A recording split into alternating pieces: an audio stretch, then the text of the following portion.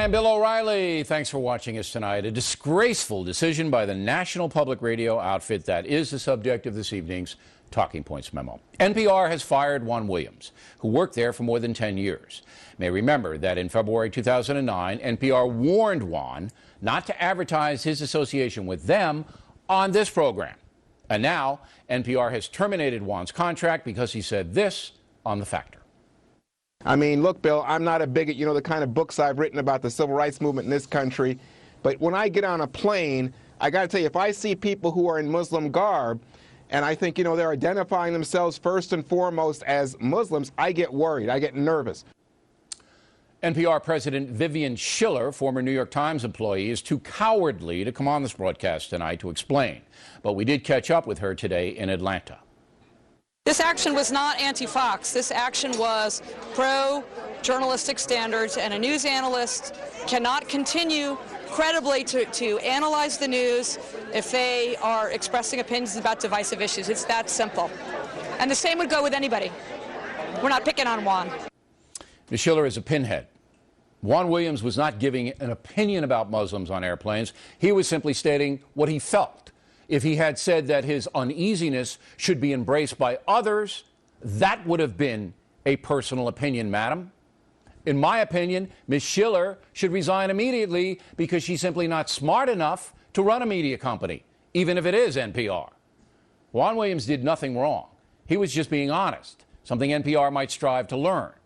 But Juan wasn't fired because of that remark. He was sacked because of his association with the Fox News channel. A few days ago, NPR accepted $1.8 million from far-left bomb thrower George Soros. That in itself is a disgrace because NPR also takes taxpayer money.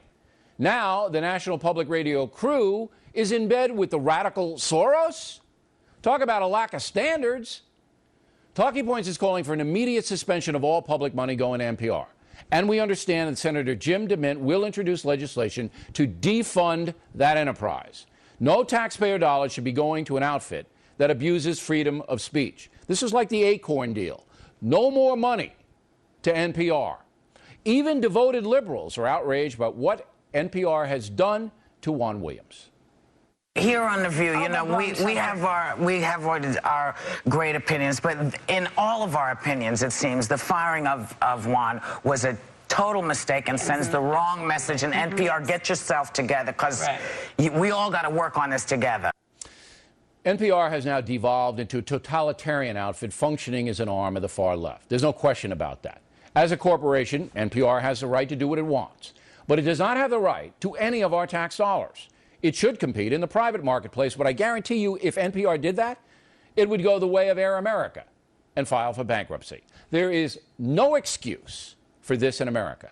NPR will rue the day.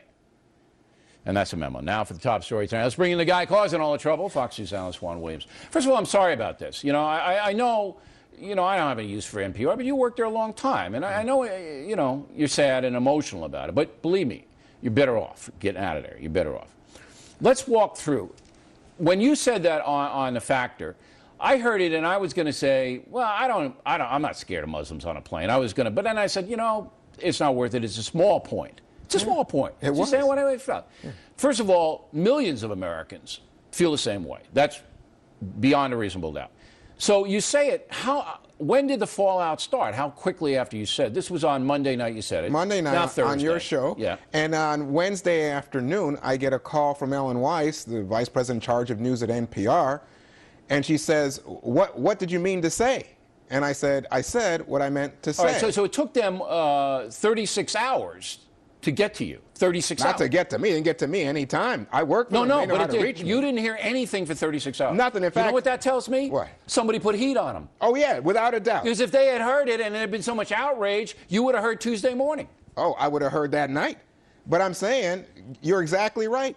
All of a sudden, let me tell you, I was in Chicago on Tuesday, and people were coming up to me to say, and this was a Muslim guy telling me about how his kids, have fears and about being identified as Muslims. Thank you for what you said on O'Reilly last night. This is in O'Hare Airport.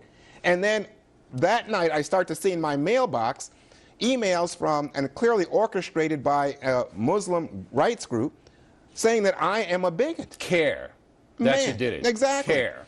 Okay, so they got to NPR, and then these pinheads who probably never even watched this program, and they know what you said, they start to make this determination. And people should know that Juan was very sympathetic, by the way, to Muslims during that interview. He didn't hammer them at all. No, I mean, this is the irony of the thing. Right. I mean, they take something totally out of context, like one word or one line, and they forget the fact that here I am engaging you, Bill O'Reilly, right? And we're having an honest discussion. This is what America should be. People having a real debate and telling you, as you pointed out rightly in the Talking Points memo, this is what I felt. If I have wasn't a fear, an opinion. No. And that's where this Schiller, do you know this woman, by the way? I've met her. I mean, this woman is stone cold dumb. And I'm not saying with all due respect. Says, well, Williams you're not allowed to give personal opinions as an NPR analyst. You're not allowed to give personal opinions. We don't want personal opinions.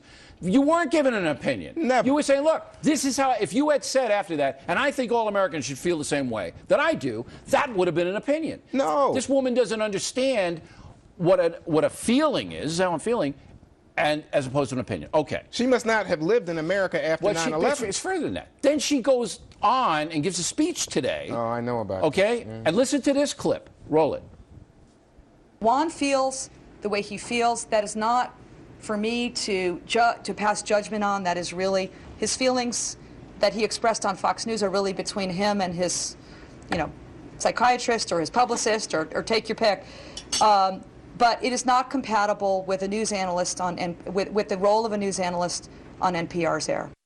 Are you kidding me? I mean, so now I'm a psychiatrist. Now I am mentally unstable. And this is the I'm a woman journalist who's running this operation? Oh my God!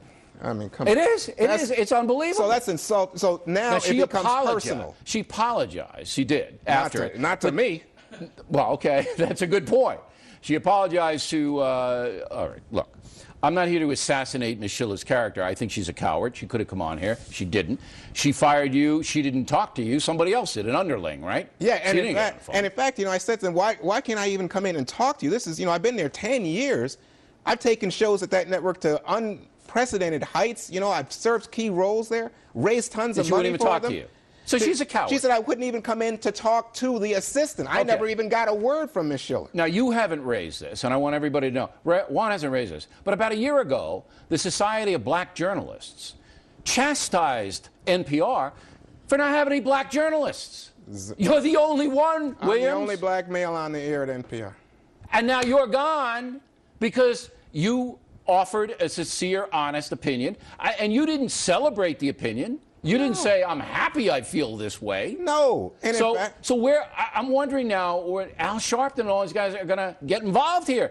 They don't have any black men on the air at NPR. You know what? I don't fit in their box, Bill. No, I know that. I don't fit in their box. I'm not predictable, black, exercise? liberal. And let me tell you something else. You were exactly right when you said, you know what this comes down to? They were looking for a reason to get rid of me because I appear on Fox News. That's right. They don't want me talking to you. Here's backup. The Media Matters group, okay, which Soros gave $1 million to in addition to the $1.8 million, and we'll get to that with Rove in a moment. They called today for Mara Liasson, who's a Fox News analyst, to be fired from NPR as well. You telling me that this guy isn't pulling the strings over there at NPR? 1.8? He gives them 1.8, and then a week later, you're gone? Come on. Money talks. You bet. I mean he's the puppeteer, right? Wake up and smell the corruption. But, it's just so unbelievable because I have always thought of journalism in a way as a priesthood, that you honor it, that you protect it. These people are corrupting unbelief. But here's the good news. These people don't have any sense of righteousness of what's right here. I don't want self-righteous. I don't want you to say anything else, all right? Let me finish up here, okay? Number one, this is good for you. What? Yeah, it's good for you. You're going to get a big book contract to write about what you can and can't say in America. And you're a good writer, and you're going to do that. Number two, you'll be able to host a Factor tomorrow night. I will, That's thank huge. goodness. More people will see you tomorrow night than see you all year on NPR. Well, that's true. Okay. All right, so that's good. Okay, number three, everybody likes you now. Okay, before it was like, I don't know whether I like this Juan Williams. Now everybody likes you, okay? Everybody who counts. Number four, Congress is going to defund NPR. They're going to lose all their public funding. And you did it, Williams. Okay, you did it. So this is all good for you. All right, you got it? I got it. All right, we got you back. You know what else? We got you back. I notice now you're a stand-up guy. I got you back, Williams. Trust me on this. We're not letting this go. Right. And Ms. Schiller, okay, I'm going to tell you again. You're welcome to come on this program, but we are not letting it go, madam. We're not letting it go. All right. As I said, Juan will be anchoring this broadcast tomorrow night. I will be on assignment. Next on the rundown, not only did Soros give $2 million to NPR, near $2 million, kicked another $1 million to the vicious Media Matters organization called Roe will analyze. Then, Laura Ingraham on freedom of speech in the liberal precincts. Does it exist anymore? Right back.